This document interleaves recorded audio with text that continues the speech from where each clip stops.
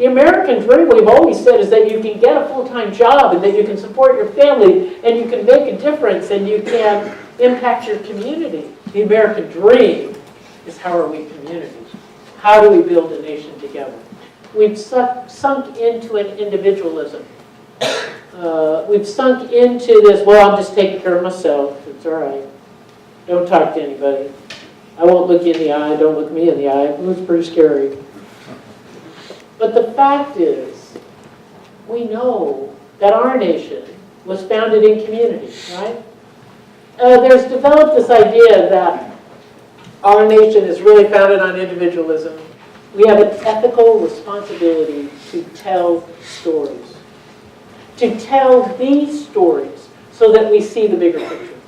That we know everyone is involved in our nation, in our economy, in our world. And that has a tremendous consequence. Because if we cannot turn the corner on this ethical dilemma, we're going to pull apart.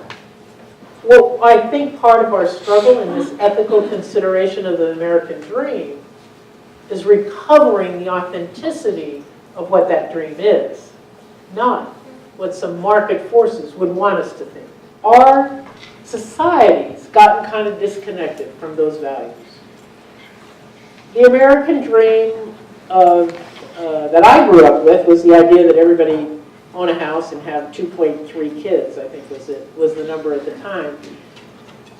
Well, we've gotten very far away from that. The ethical call of today, I believe, is for us to wake up.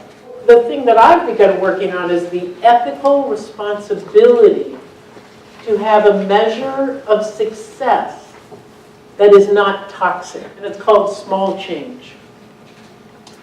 Dropped from the counter of globalization, in the midst of economic transactions, these human coins, illegal tender, get swept up into the dustpan of national identity and border security. These small coins of labor fall through the cracks of caring, ending up in dank, dark pens, smaller than pennies in the global wealth, taken as too small to matter, mere annoyances, or possible threat to a sovereign nation. These small coins are tossed into cages of 50, 60, jumbled together on the floor in corners along barred walls. They do not fit into ATMs.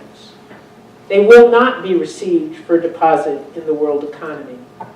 They are spare change, tossed on the counter of globalization and forgotten.